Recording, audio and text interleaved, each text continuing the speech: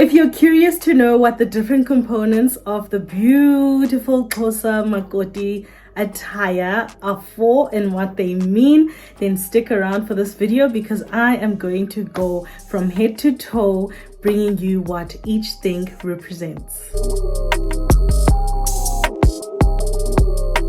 Hey, what's up you guys? I'm Zintle aka Sipahle, and as you can see I am a Xhosa Makoti darling. So I am bringing you this video because I'm sure that there are some of you who have been questioning as to what each of these items of clothing that are getting put on us represents. I know for one that before I became a Makoti, I always wondered, Ubana, why all the clothes, child, and why does the Xhosa Makoti dress a certain way? So I am going to share with you all the different components of my attire and what they stand for. Now, I feel like I should first start off with a disclaimer that each and every home is different.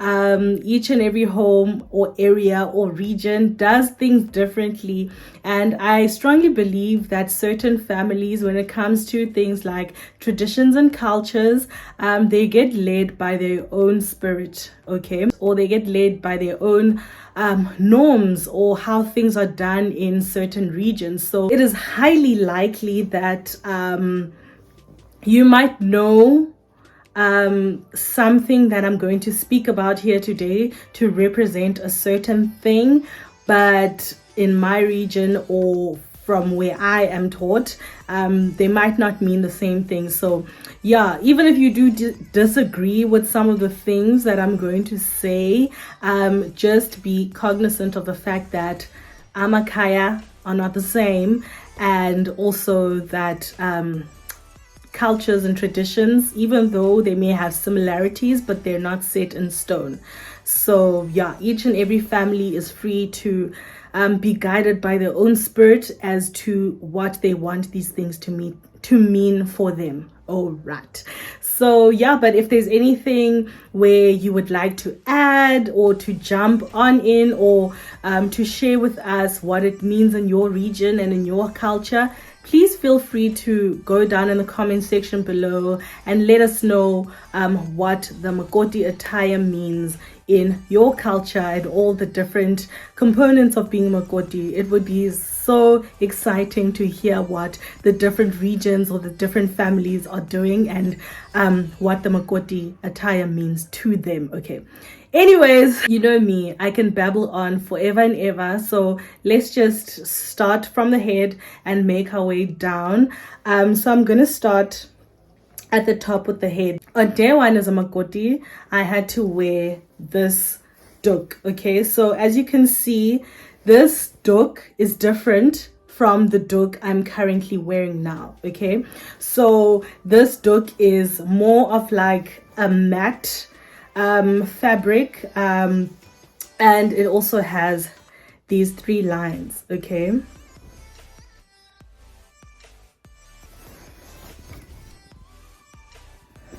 so this particular duk is known as ikechemia, ne?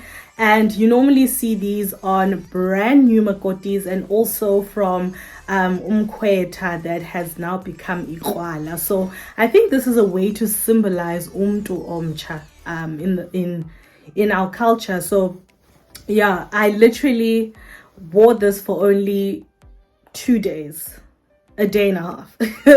I wore this for 2 days, so it varies from place to place, like how long you have to wear kechemia for. Ciao. I literally need to keep putting my phone in the fridge because gushushu.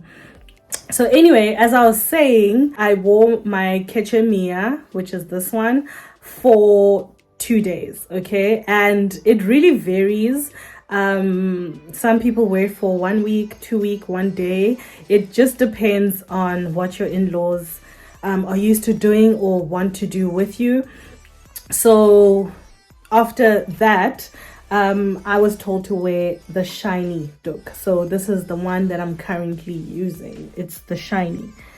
duk, and it's the one that I actually love because something about this duk, child. Anyways, so the duk that you are supposed to wear is basically supposed to represent kind of like a bridle. Okay, so for those of you who aren't familiar with like horses or like animals, a bridle is basically like something that you put on the side of the horse's face so that the horse doesn't get distracted. So if it looks on this side or if it looks on that side, it won't get distracted. It will just, keep going. It's going to look at whatever's in front of it. Okay, so that's basically what it's supposed to do. So the duk that they put, especially this one, because at the stage where you're wearing a kitchamia, they normally put it like right on top of your eyebrows so that uvele ngalendao. Okay, so it's supposed to sort of represent kind of like a bridal effect where you are just supposed to focus on what's in front of you. Don't be distracted by the noise. Okay, don't be distracted by all the yapping gossip or whatever. Don't be distracted by people telling you can't do this, and don't be distracted by people who are going to be telling you you're doing it wrong, you this and that and this and that, because people like to talk, and there's a lot of things that are going to distract you away from, or try to distract you away from your role as a wife, your marriage, your husband, your kids when you eventually have them. So just remember that when you're wearing your duk, it's meant to just make you focus. Okay, it's meant to make you a focused person. Even if you're someone who doesn't have their life together, who doesn't know where they're going in life, when you're a wife, you need to be the one who's sort of going to be trying to steer the ship with your husband. So you need to be someone with forward facing vision, and that is what the duk represents. Okay, focus on what's in front of you, focus on your future, focus on your vision, focus on your family, focus on the important things, and don't let all the other ra noises distract you from anything. And also in most African cultures, especially our culture, we wear something on our head or cover our hair in order to show respect, humility, reverence. Okay, so when you go to your husband's family, you go there wearing something to cover up your head. Okay, because you're showing reverence to the people that you see, and it's believed also that you're showing reverence to the people that you don't see, such as the ancestors and just the family in general. You're showing humility, you're showing reverence, you're showing yabo ukuzithoba. I feel like I'm saying the same thing but in different languages, but yeah, you get it. It's supposed to be showing respect, right? So you cover your hair to show respect. And the black color, specifically when it comes to the duk, is supposed to represent that you're a new bride, you're a new being. Okay, so as much as everybody else is going to be wearing duks, you are going to be the one wearing the black duk because you are the new one. So it's meant to represent something new. And I feel like it's quite interesting that you wear a black duk, because normally black is associated with like darkness and isn't right. So I'm very happy that in our culture the black duk is meant to signify that you're new and you're this beautiful flower that has bloomed among this new family. So I really love the new meaning that black has been given in the form of the black duk. Anyways, I digress. Let's move on to the next clothing item. Whew. So the next clothing item that I want to talk about is actually the shirts, okay, or the blouses or whatever. So this also depends from house to house, because some people just wear like a normal round or v-neck long sleeve. Some people wear the shirts like I'm wearing. Some people wear blouses. I alternate between blouses and shirts. But basically you need to wear some kind of, long sleeve shirt. Now I was allowed to roll up my sleeves. I think it's because it was summer or whatever, but I've rolled up my sleeves like maybe once or twice because I got really hot. So I would wear it with my blazer that came up to here, and it would give me some comfort and some relief from the heat. But yeah, most of the time umakoti needs to cover her arms, okay? And you will be guided by your in-laws what that means. Sometimes in other places covering your arms means up to here. Some people it means up to here. So you need to be governed by your in-laws as to what it means to cover your arms. Now basically you're wearing this because it's to show reverence and respect and humility. And by doing so, you do it by dressing modestly, okay? Umakoti needs to dress modest so that you can do the spiritual work in peace, right?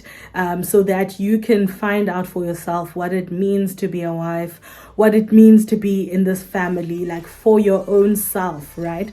So you need to dress modestly. And also the modest dress is so that because now you are the co-head of a household. You're the co-head of the family. So by doing so, you need to make sure unesidima. You understand? So you need to dress modestly in order to show that, in order to bana ubeneza feelings zobanesidima when you dress in esidima, when the way you dress in esidima, then eventually your actions are also going to be actions zomntu onesidima, so you're not going to do izinto that are girly or childish or anything like that, because this clothing has ukubone in order for you to ube nesidima, ube ngumama, to be poropop, to guide the vision for your family, to be the co-head of your family. So that is why you need to dress modestly. Okay, let's move on to itawuli. Okay, itawuli is obviously a towel. It's a normal, I think one of my towels is a normal bath towel. I don't think there's a specific kind of towel that you need to buy. So when I was getting dressed, on the first day, my towel was across my shoulder, and then after a week I wore my towel around my bust. Okay, so towel can represent different things at different households. So some of the beliefs is that the towel is, blessing your fertility so that ubeleke umntana, but for me it was more like of ingcina's fuba. So ingcina's fuba, when you are translating it directly, it means to keep your chest, right? It means it's keeping your chest. So it's keeping your chest because there are a lot of things that you are going to come across in your new family. There are things that are going to shock you, child. There are things that you are going to hear. You are now going to be privy to certain conversations and certain family meetings, and as such you need to make sure that isidima salapha is kept. So everything that you hear in those meetings or anything that you see, you need to keep it here, okay? So it's not appropriate for you to find out if someone in your family is involved in ghetto aviation and the first thing you do is call your friend and say, Chomi, you won't believe. Fly by night, kesana. No. Doesn't matter how shocking it is or how big it is, it's expected for you to keep them here behind your chest. Now, I think this is a miscommunication for some people because they feel like when things happen to them, such as abuse and all of these bad things, that they should keep it hidden and swallow it whole. But that's not what that means. When you're experiencing such big things, Obviously there are elders within the family that you need to go to so that they can help rectify the situation. But if you feel like the situation is not being rectified properly, then you need to take the necessary steps. Okay, don't die because wena ubambe ubana yo asana anokwazi uyithetha and suffer in silence and die. Don't do that. But yeah, it's basically meant to bana izinto that happen here in this home, in this family. You mustn't go next door and tell them what's happening. Okay, so it does the same thing as ixakato. Ixakato is this, it's this blanket, ne? So this blanket that you see us wearing across our shoulders is also ingcina sifuba, ne? It's supposed to keep the things in your chest. So I've got two of these. I've got this one, which is like my favorite one, and this one, which is also my favorite one.